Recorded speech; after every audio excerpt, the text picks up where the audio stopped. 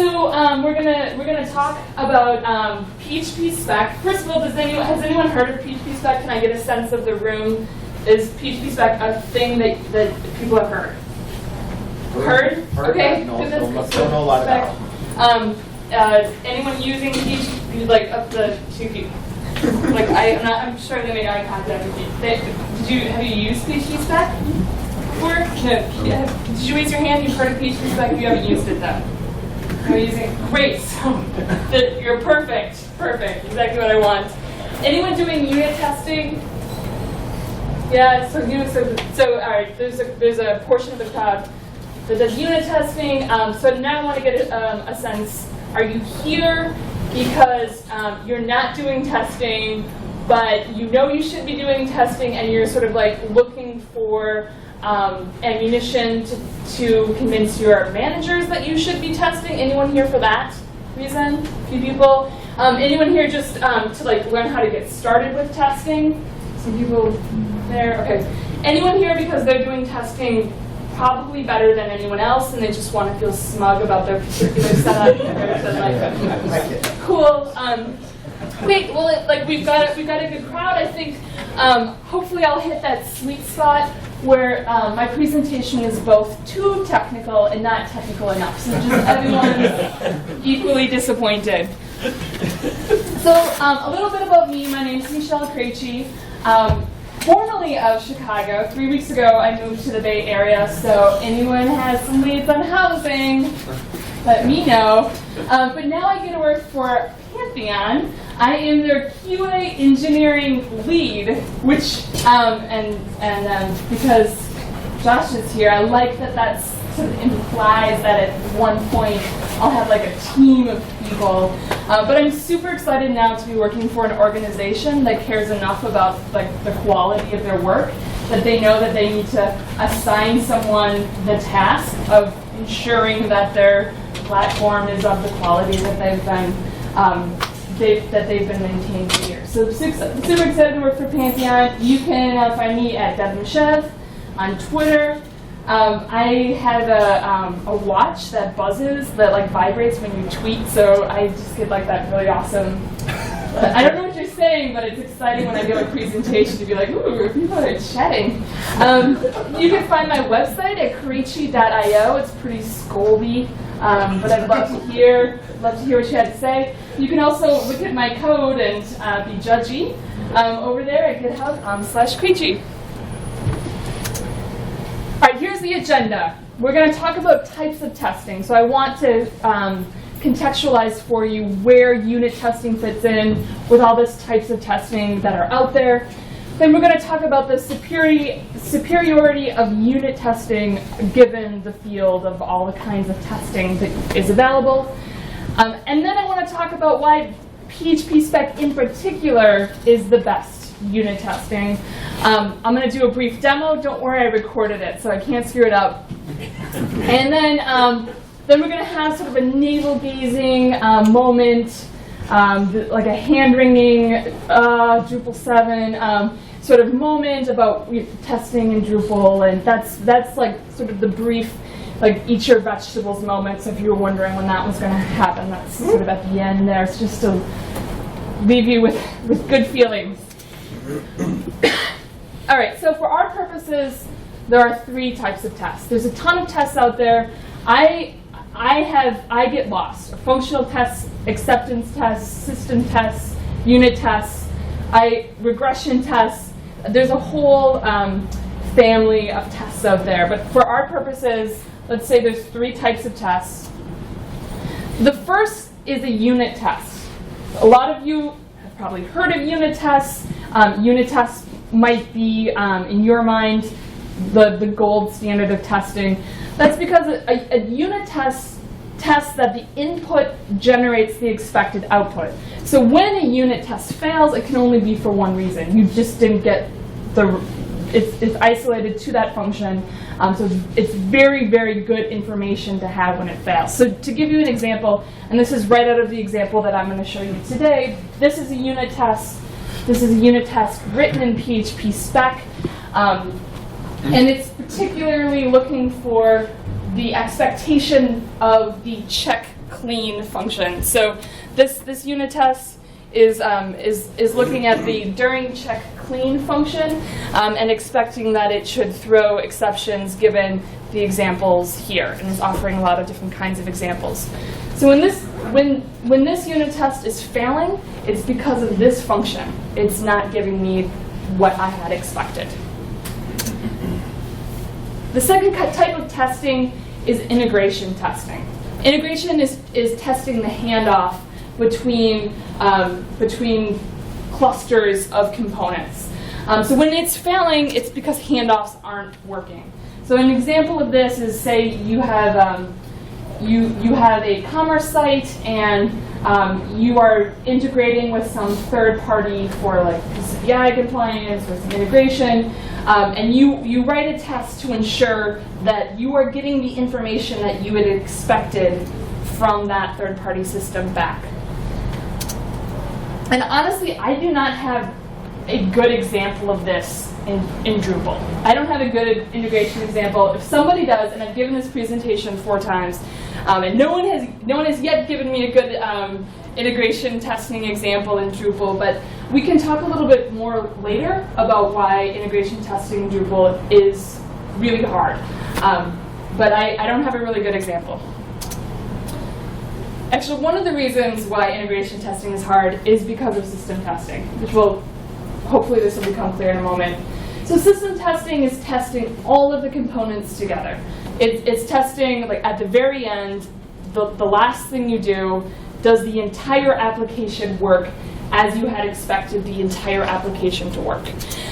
So when this fails, it could be for one of any number of reasons. All you know when a system test is failing is that something did not behave as you had predicted. As an example of that, this is a bhat test. So this is a function from bhat that is asserting that the image is present. And if you look at what's going on here, what it's doing is it's grabbing the images from the DOM. So it's going to an entire page, it's grabbing the DOM, and it's finding CSS of just images. And then it's looping through the images, and it's looking for the source of each of the images, and then comparing that source against the expected image that you had passed through. So it's, hey, anyone on this page has an image like this? Anyone here? And then if it doesn't find it, it throws an exception.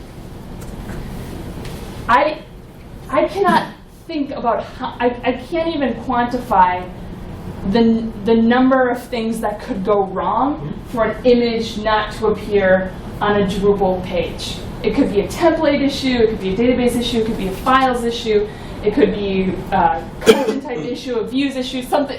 Any number of things could have gone wrong for an image not to appear on the page like you had expected. So the system tests, while they're probably the easiest to implement, give you the least information when they fail. And to get at this a little bit more, I have some fancy charts to show you that I didn't even make.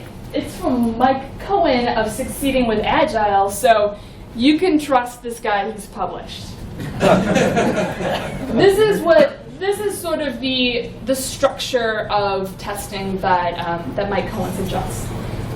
And this is probably no surprise. This is very much eat your vegetables. Look at unit tests are literally the vegetables of this chart. You should have mostly unit tests, then integration tests. The system test should just be a thin veneer on top, just to ensure that the system is firing. That should really be the only questions you're asking.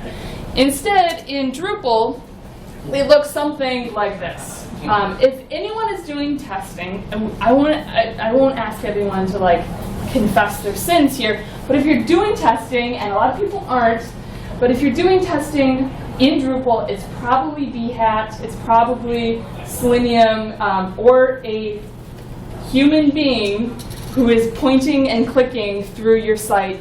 What they're doing is system testing. If you're doing any testing at all, and again, I don't think integration tests happen at all, but system testing looks like Selenium, bhat, some Casper Phantom, those are drivers, but they also have their own crawler, or you're just poking and clicking and hoping that some human being remembers in their head how the system is supposed to work and doesn't get distracted in the middle of their pointing and clicking session. And maybe you have like a little bit of unit testing, just a little smidgen. And for your unit testing options, you have PHP unit or PhpSpec, which is the big reveal of this presentation, of course.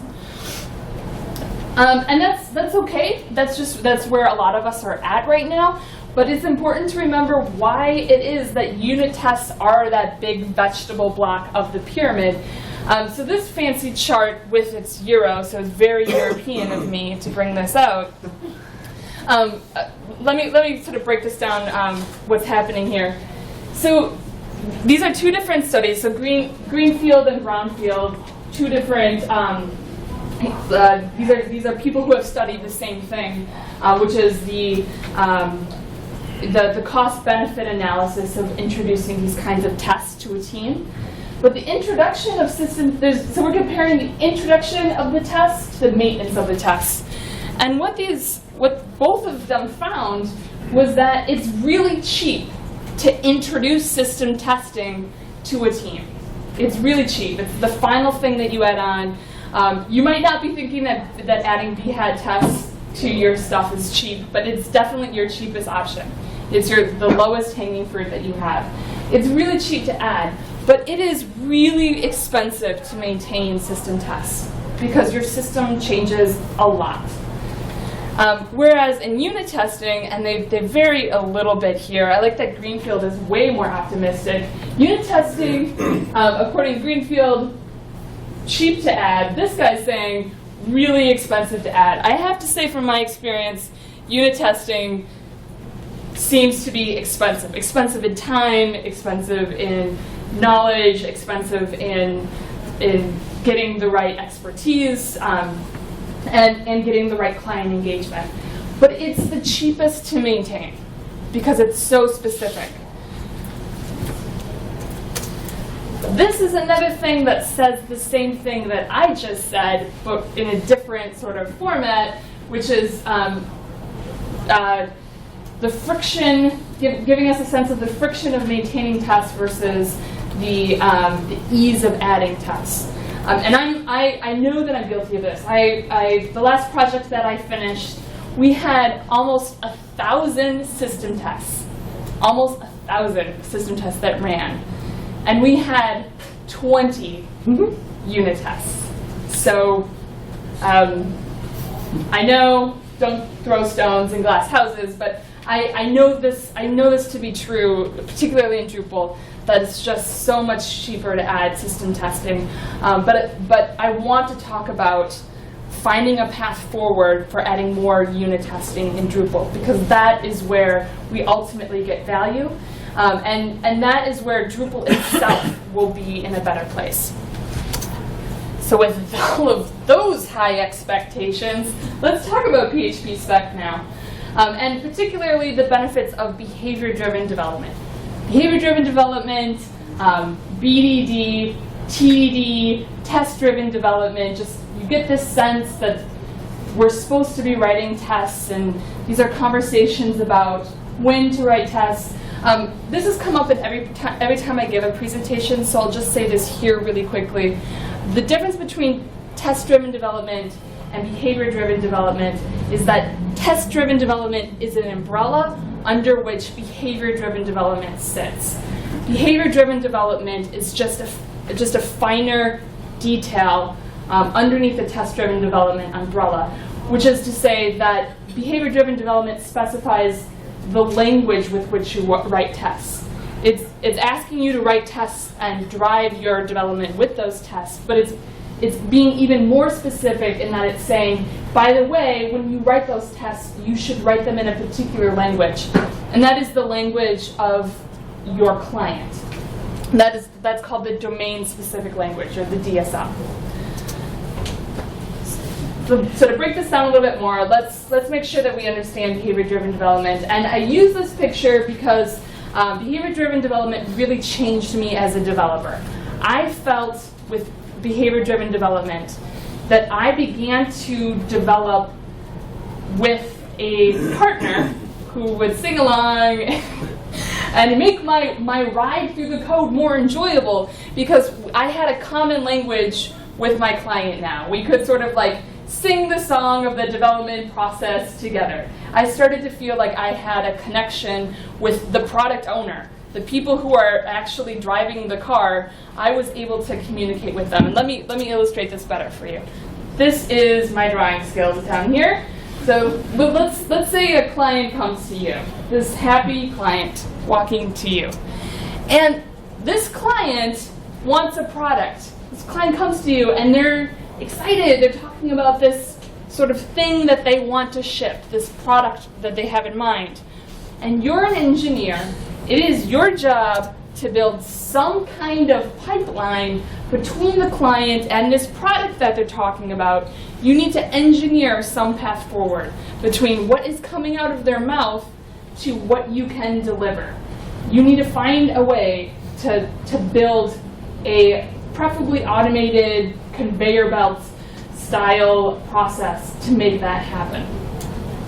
And along the way, because you're an engineer and you want to ensure that you for sure have what's in the box right, you might add someone farther down on the pipeline to do some quality control, to look in the box and ensure that what's in the box is what the client was asking you to put in the box. And then if you're really smart, you're going to automate that guy, because that's a really sad, repetitive task that you should never give to a human being, to look in the box and to verify that the thing in the box is what you said was in the box. That's a tough thing to have when you can automate that process. But if you look at the way that this is set up, if you look at the pipeline, all of these assurances that you have in the box, what you said was in the box, you'll notice that there at no point is the client involved in verifying that what is in the box is what they had imagined is in the box. How do you know that what is in their head is what you're delivering here? They are the ones that knew what that thing was, and you had built this, built this contract for them, built this conveyor belt to make that happen. But when are you allowing yourself the opportunity to ask them, is that right? Usually people do this at like a demo or like the last 2 weeks of a project. But behavior-driven development has a way of baking that assurance in from the very beginning. And that is using the language of the client to write the tests. You are using the words coming out of their mouth to verify that what's in the box is the thing you put in the box. So the behavior-driven development process, you define the requirements, and you make those requirements the tests. That is what you're testing. Is the thing satisfying the requirements of my client? All right, this is the demo portion. I want to illustrate for you what this entire process looks like from system test to unit test. And this is where I'll show you where PhpSpec comes in and is a superior form of unit testing in my mind. So step one in the process. Someone has come up, I have a client, and this particular client wants to enforce certain words in their titles. They have a particular brand that they want to enforce, and when an editor is creating a piece of content, this client wants to ensure that there are particular words that never appear in the titles of their content. So we're going to write a system test, and we're going to describe those requirements in the words of the client. So this client has come to me and said, hey, we don't want to allow swear words in the titles. Cool. Well, who shouldn't allow swear words in the titles? Well, editors. So now we have, well, as an editor, I want to be able to be warned when I put a swear word in the title so that I can maintain my organization's brand. So maybe editors, they just need a reminder that if their organization, they're not allowed to swear in the titles. So when editor goes and creates content, they just get a warning. Now we create a scenario. The scenarios are set up with givens, whens, and thens. A given needs to establish a known state. As a developer, you need to make sure that when you are when you're running your tests or you're verifying requirements, as maybe we should call them from now on, that you are starting with a known state, a state that you can be sure that you are starting from every time you run a test, so that you know you can do this over and over again. So given I'm logged in as an administrator, therefore I'm an editor, and I'm at a page where I can edit, and I fill in the title with "You must work on IE6," and I press save, then I should see the text "Nope." Now what's interesting here is that in the exercise of working with a client to understand what this scenario would look like in which they are warning their editors that they can't use the word, is that we found out that IE6 is a swear word to our client. We didn't know that. I would have assumed differently, but good to know that that's what they are thinking. And they also had this idea that the message that the editors would appear would just be "Nope," which is great. That's a great message. And this is all from the client. You didn't have to sit down and ask things like, what are swear words for you? What are the words? You should be able to talk to the client and get from them the known state, the action that they want to react to, and what the expectation of that reaction should be. So this is what it looks like when it's executed. This is a BHAT test. So the language that I just wrote that requirement in happens to be executable in a behavior-driven development tool called BHAT, which is great for system testing. I run this tool, and it was able to log in okay, it was able to go to the edit page, it was able to fill in title, it pressed save, but it did not see the expected message, which was no, which is cool. So now we have a system test that's not passing. So our next test, our next step would be to write a spec. How are we as developers, as engineers, going to accomplish this expectation? So we write a spec to describe how we, as engineers, plan to meet those requirements. This is what a PhpSpec looks like. So I've sort of given you a path of where that might live in your Drupal project. I've defined a class for my validator.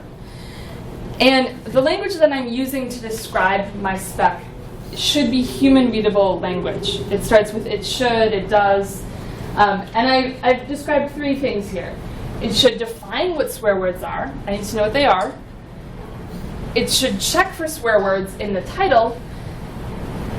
And then it should return specific things. This get matcher is a function that I wrote for this spec to help me loop through an array and find what I had expected. So in my "it should define swears," I'm defining a expected function called get swears, and I'm offering a number of different scenarios of swear words that I'm expecting. So when I get swears in my validator, I expect that I would see IE6, I expect that I would see WordPress, and I expect that I would see PHP 2.5 or 5.2. These are just the swear words that the client had defined for me. They're all subjective. You never know with clients what they don't like. And then in my "it checks for swear word titles," I'm expecting that when I'm checking for clean, when I'm running when I'm running each of the titles through my function, I'd expect that these things throw an exception. That the "we need IE6" would throw an exception. Even if it's all caps, it would throw an exception. If I like WordPress, it would throw an exception. If someone says PHP 5.2 is cool, it would run an exception. But this is cool. This would work out. Like, this shouldn't throw an exception. So this should all work out just fine. So running this spec, and this is something that comes with PhpSpec, is just running this spec through PhpSpec. It finds all of the classes and the functions that I'm expecting, and it creates them for me. So this is common in a lot of language. If you use like Ruby spec, or there's lots of different sort of spec classes out there. But it's a really cool helper tool, because just defining what a thing does and just thinking as an engineer, thinking through what I'm expecting this class that I'm creating to do, and then being able to have something else create that class for me based on my expectations and my spec allows me to separate my spec from my expectations. At a certain point, you're going to fail, because you have to write code eventually. The system is not smart enough yet to write the code for you, but it knows at this point, like it's out of things to do. You need to write code until this thing satisfies. So let's do that. We need to write code until the spec is satisfied at this point. This is what the code ends up looking like. So this is the class that my spec is anticipating. It's expecting that we have two functions. That we have you might remember this from the spec, that we have a check clean function, and that we have a get swear function. The get swears just returns an array of swear words, and the check clean function takes the title as an argument, explodes it, makes sure that it's all lowercase. We don't want any caps issues. It just loops through it and throws an exception if something in that title matches one of my get swears. And so now when I run the spec, everything's working great. But when I run my system test, it is failing. Anyone know why it is still failing? It doesn't say nope yet, which is good. Why doesn't it say nope yet? You didn't tell it to say nope anywhere. You threw an exception, but you didn't put the text nope. Right. I actually have not plugged this into Drupal at all. I've created a unit test. I've isolated the functionality. I've created the class. Class is passing. Everything is working. But at this point, I have to bootstrap Drupal. At this point, like I need to tell Drupal what to say when an exception is thrown. And so this is what you end up doing at this point. I didn't show a slide on how to do this, which is too bad. But I need to create a module. Actually, I do have this. You have to write a Drupal code. This is what my module looks like. It just captures the exception and throws a Drupal exception. So here I'm writing. This is Drupal code at this point. I have to find the hook, and the hook creates the class, and it catches the exception, and it throws the Drupal error.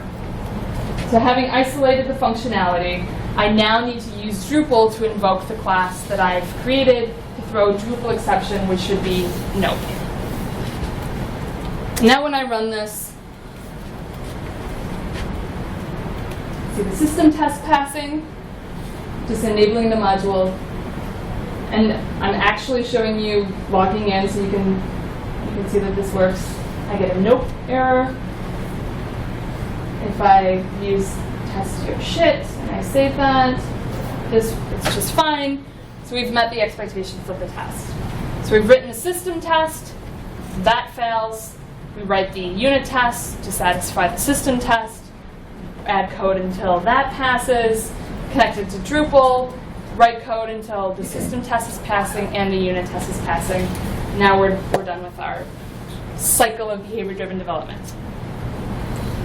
Speaking of cycles, thus ends my presentation on PhpSpec. If you want to see a little bit more about this, over at my GitHub account, so github/Krejci, if you look at a project called Drupal Adonis, all of the code that I just showed you is there. I've also added this to Circle and Travis, so all of these tests are running there, and you'll be able to take a look at what this looks like.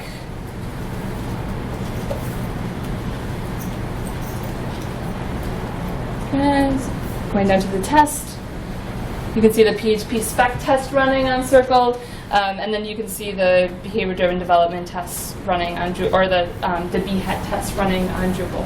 So all of my code is there, including the glue to hold the PhpSpec code together with Drupal.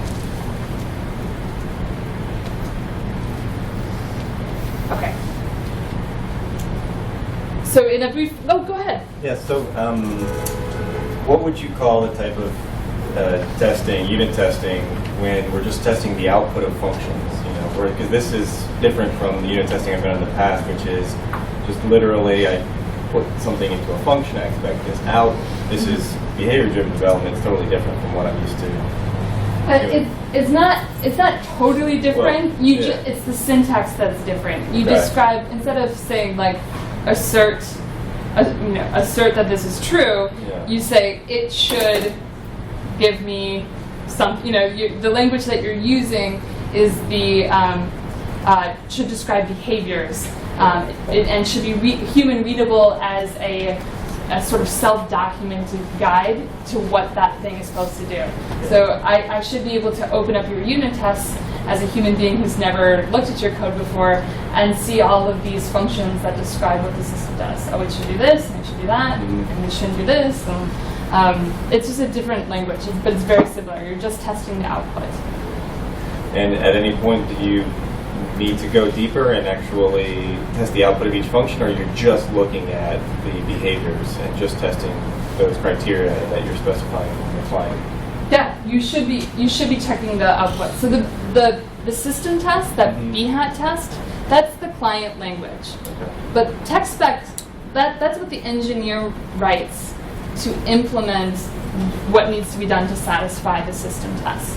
So the TextSpec doesn't come the client shouldn't have to tell you to write a get swears function or like a check clean function. The TextSpec is your opportunity to clarify how you're going to achieve the system test requirement. But I'm glad you asked that question, because the domain-specific language, so baking the language of the client into the test from the very beginning is an important part of adding assurances along that conveyor belt that what's in the box is what you expected is in the box. Remember that process of adding development, adding components to the box, as much as you can ensure that you are using the words of the client to shape the product, the more you can be assured that you will actually achieve what the client had in mind. And that's the promise of behavior-driven development anyway. So a cycle of excuses. I know that what I showed you looks pretty like kludged together maybe. It's very un-Drupal-like, right? Like, first of all, I created a class in Drupal 7. So that happened. It's also a symphony class. Ugh. So that's another thing. And I created it outside of Drupal. I did not bootstrap Drupal until the very last moment. I put off bootstrapping Drupal until I absolutely had to. And I just told Drupal the bare minimum. That would be kind of like an integration test at that point. Like, I'm just handing off to Drupal the only information it needs, which is like, by the way, there's an exception here, please handle this Drupal. And I actually have a pretty convoluted system of symlinking things in and like just spit and tears and that sort of thing. And I think that at this point, a lot of Drupal developers, including myself for a long time, it's not worth it. It's not, like the things that you have to do to like abstract away from Drupal to be able to test Drupal without using Drupal seems like it's more work than it's worth. And this is a cycle that I find myself stuck in a lot as a Drupal developer. And I wonder if maybe you guys have some ideas about this. But we get to the things that I have to do to test Drupal is because Drupal doesn't provide a good testing harness. I have to go away from Drupal to test my stuff and then like add it back into Drupal because there's not great tests in Drupal itself. I can't trust that Drupal and the unit coverage there is doing what it's supposed to do. I just need to sort of, like lock myself in a closet away from Drupal for a while, make sure that my stuff is good before putting it back into Drupal. So we get in a cycle where Drupal doesn't provide good testing harness, therefore a Drupal dev doesn't write tests because the Drupal dev says that, well, there's I can't write tests because Drupal doesn't have a good testing harness, and then the Drupal community doesn't write tests, and then we're back into the cycle of no testing in Drupal. And I think that this is something that people are aware of, and I don't think this is a novel thing that I have pointed out. But like, in as much as finding a way to test your things, whatever you have to do, even if it's not the Drupal way, even if you have to work around Drupal, will ultimately make Drupal better, and will make the Drupal community better, finding ways to move forward through this. And wouldn't it be cool if Drupal itself had a domain-specific language and a proper spec and a properly documented? Wouldn't it be cool if it was PhpSpec that was driving Drupal and it described what Drupal did in a way that we could all read and understand? That would be awesome. And so I know that looking at PhpSpec and looking at the process of writing your requirements and then watching it fail, and then writing more requirements and watching them fail, and then writing code and then asking the spec, is that what you expected? Looks like you're just playing a dumb game with yourself. I know it looks like that. But really, when you get into this and you start to define the machinery that you're working with and the components of that machinery, you are more able to take risks and take chances. When you can ensure that you have a language and you have testing coverage at every step of the way, that all of your requirements are covered with the test, you have a language that you can understand, you are more likely to be able to dive in and fix what you need to fix what you need to fix, and to keep this thing running longer and better than you had before. Even if it might not be the Drupal way, it's your way, and a way that you can get in and fix, and not something that you never want to touch the second you rolled your database onto a production server somewhere. So here are the resources. You can find me at DevMeShev. There's also my website, craychee.io, craychee.io, where I blog about this and other things. I recommend Succeeding with Agile by Mark Cohen. The PhpSpec has great documentation.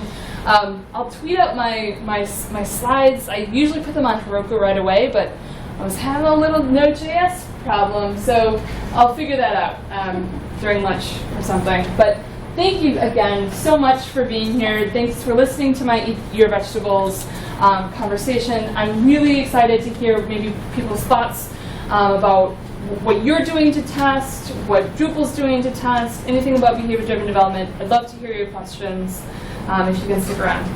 Go ahead. I have a question. So Drupal 8 uses Symfony a lot more now, right? Oh, yeah. I'm not really familiar with it. I don't know. Is there integration with Symfony testing too? Because I do a lot of stuff in Symfony, and it's really easy to do like unit tests there. Yep. Is that going to make it easier in Drupal too? Or is that part not included? Yep. So I mean, all the Drupal developers have been telling themselves for years, we're going to test when Drupal 8 comes out. We're just going to do that. And it's a lot. It's true. It's a lot easier because Symfony, right? So it is a lot easier. PHP Unit is like the testing platform for not only Symfony but Drupal 8. So yeah, it's a lot easier in Drupal 8. Who's developing Drupal 8 yet? Who's like production running? So anyone doing testing on Drupal 8? Woohoo! Unit testing? Unit testing with PHP Unit? Cool. I'm just doing all of it. When you start doing the PhpSpec stuff after this presentation, will you let me know and let me know how it goes? It should be a lot easier. Yep. But if you're who's still developing Drupal 7 websites? Right. So please don't wait. Like, this is information that's this is a workflow that's worth doing now, because you will be doing Drupal 8 websites eventually, because you've been promised. You will be doing Drupal 8 websites eventually. Just don't wait. Do it now, and you're in a better place to do this stuff in Drupal 8. Go ahead. So I will drink the Kool-Aid. Sign me up. I will start now. It's great. So I'm a senior Drupal developer. I do lead projects, but I still feel like these decisions about budget and what the client is willing to spend their money on, and decision of whether to test or how to test, how much system versus unit tests to write, is all made really before it lands in my lap and I get to start designing the system. Right. What can I do as a senior developer, even if maybe I'm a lead on the project, what can I do to, do I go under the table, like not tell anyone I'm going to write tests? I mean, like, if you were to ask the client, I mean, what does that conversation look like with the client, right? Yeah. Like, hey, listen, so I heard you want a website. Just wondering, did you want it good or did you just like whatever, right? Like, I don't know. Like, I get that question all the time, and I really feel it is our job as an engineer and as craftspeople who want to deliver the best possible thing. We don't ask permission to be good at our job. Like, we defend, whatever we need to. We're going to be good at our jobs, whether we're given explicit permission to do that or not. And I know that sounds so much easier. I've been I know. I remember the first time I turned this on, it was like no time for testing. Like, I remember turning on Travis and, managers freaked out, right? Like, oh, Michelle, I know you're a perfectionist.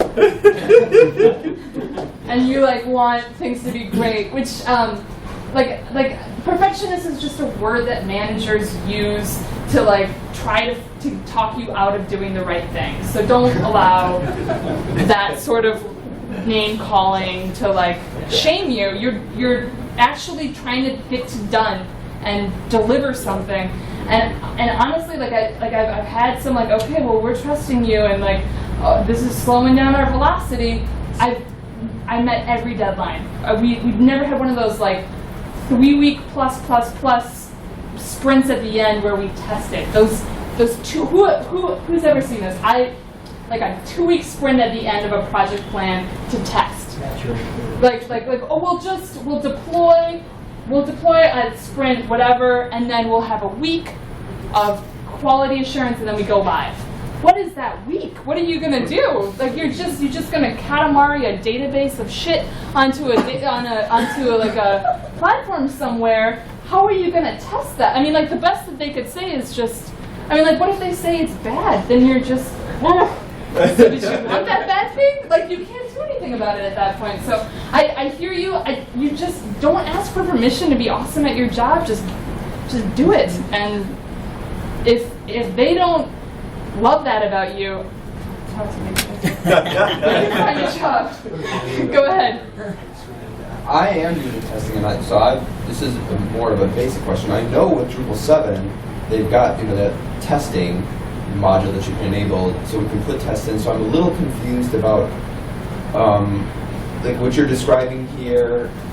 And so we can't write tests in Drupal 7 right now because you got all your .test files that you can put in. You can run it through that testing interface. So help me to understand what's different about that from what you're describing here. So without knowing what particular module you're talking about, I'm going to just make the assumptions that best suit the argument that I want to make, which is that a lot of the testing for Drupal bootstraps all of Drupal, which means it's all system tests. Okay, that answers the question. Right. I see what you're saying now. Okay. It's not simple test. Simple test is a sneaky little guy. There's no way that that's not a system test. It bootstraps all of Drupal. Go ahead. So I want to write tests. Yep. How do I know my tests are right? Are there tests for tests? Can we do this recursively? Yes, you can do recursively testing your tests into tests. There's basic linting, but we could talk about that sort of what your particular scenario is. But you can do there's a lot of things that you can do to get feedback from your tests about whether you're where you need to be. For example, it might say it'll pass that you'll say I want to go to the /news page. Maybe a good idea to just dump the contents of that DOM when you're at that page to just make sure that when it says, yep, you're there, that you're actually there. But you'll get feedback pretty quickly. Like, it won't be able to, you know, it's not just calmly assuring you that you're doing the right thing all the time. But you did bring up a good point, because so I'm using the Drupal extension here for Behat, and Drupal extension has come a long way, but it still needs testers to test things. For example, there are a few things where there are assertions where it'll assert that this is true, but instead of asserting that it is true, it makes it true, right? So like you're asserting that you're on a page, but the function itself will take you to that page. So that's not an assertion, that's doing the thing. So that becomes tricky, and if you want to test the testing framework, God bless you, and please do that. Go ahead. I just wanted to add a note to making the case to stakeholders, product owner, people who aren't actually in the trenches doing the work. It's much easier to make a case that I can quantifiably tell you whether or not the software is shit, because 80% of it is passing, 20% of it is bad. We want to get to 100. And it's like once you get it to 100, you want to keep it 100, and it's not just not writing your tests, but it's like you want to continue to maintain that level of quality. And the first time that you see a code coverage chart and it's all red, and then the manager sees it go to green and then stay green, they actually have something that they can read to say, and it's like, look, it's all green. Yeah. First of all, thank you for all the people tweeting. But also, thank you to all the managers who are here today, because this is. I love talking shit about managers, but please, I hope you're here. Are you hearing what we're saying here? We desperately want to test. That was really well put. Metrics, measuring progress is huge, and yeah, that's a great case to make, right? Like, hey, do you actually want us to measure progress, or do you want to just like lick your finger and feel where the wind's blowing? Go ahead. As a manager? No, sorry. Thank you so much for being here. And secondly, the biggest case for me to the client to bake in like a third week of sprints for QA and for bug fixes, this is testing. To be able to show them, quantifiably that we've hit all their business goals. People are going to be able to click your shopping cart and actually buy things. And we can test that, and we'll know before you know it, and we'll fix it before your clients know it. And selling that third week to be able to do this kind of testing and write these things in, yeah, this is a huge case maker. There you go. Heard it from the manager himself. Go ahead. In your testing pyramid, it looked like there was, you're supposed to have more unit tests, but in your example, it looks like there's more of a one-to-one relationship between your system test and then the unit test that you also have. Is that? Well, that's sort of an accident of my simple example. Because I should have one system test, that was a very specific system test. I don't think I wouldn't have been so granular, so I'm glad that you sort of forced this point. A lot of system tests in Drupal in particular end up sort of verbosely walking through these scenarios because we don't have good unit testing, so we're just like asserting everything. And that's how you just get this explosion of system tests. Really, all I should be testing is like, did the system fire? So instead of like passing all of these like different states, which a unit test should do, like all these different inputs and my expected outputs, I should just make sure that an editor can like, go and edit or something. I don't need I should just be testing user stories, not this whole experience. But having the language of the client available to me to sort of understand the scope of things, like I might not have pushed that scenario up to production, but I would use it to guide that sprint development. Does that make sense? Yeah. Also, it's a really great way for me to work on Drupal without having to open the UI. I just ask questions on my with my tests of Drupal. I'm just seeing if this is on the page. I don't have to keep pulling up my browser and logging in as admin. Oh, am I logged in right with the right permissions? And is this here? Honestly, writing a system test is your buddy, is your Muppet buddy in the car with you while you're driving is huge. So even if you don't push it up, it's a good development strategy. All right, well, I know that I'm standing between you and lunch. Again, thank you so much for coming. Come and say hi to me. If you have any needs on housing, let me know. Thanks so much for being here. Have a good